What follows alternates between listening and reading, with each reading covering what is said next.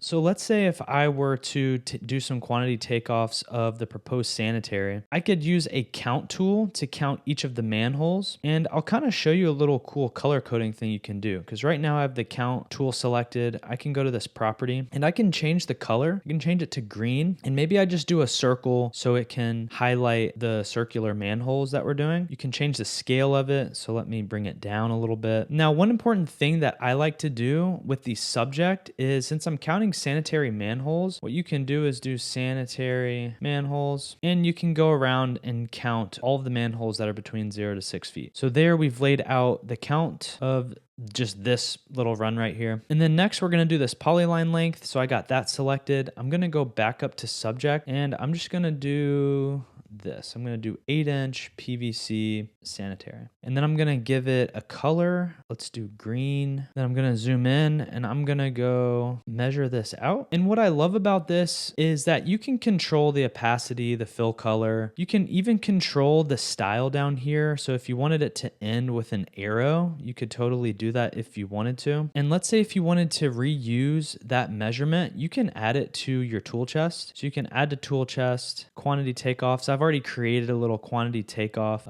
tool, and I can go over here to the tools and I'm already in pro mode, which means I have that tool selected and I can just continue my quantities from there. Now, I'm not really done because this was a nice visual way of getting all my quantity takeoffs. But what I want to do is I want to make a legend. So you can right click one of the measurements that you took, and then you can go to create new legend, and then it'll ask you where you want it. A lot of times I'll just put it over in some blank space here. And what you can do is you can control the way that this looks. I have this selected. I'm going to go to properties. You can make this bigger. You can do bigger font size if you wanted for the title. You can change the font size of the table if you wanted to. You can expand it like this. Now you're probably asking, well, where's all the manholes? Well, if you click the manholes, you can also right click and add it to that same legend right there. Now, another question that you might also have is, how does it keep track of all the quantities on each sheet? Well, there are multiple ways to do this. You can either do individual legends for each sheet, or you can tie in multiple sheets directly to your legend. It just depends what you're trying to do. Last but not least, I had a lot of questions asking me about how I export this to Excel. So you have a markups dialog box down here. And what you can actually do is you can go to each of your measurements. You can filter the measurements out and hit this export. And you can either do a PDF summary or a CSV summary. Hope this helps.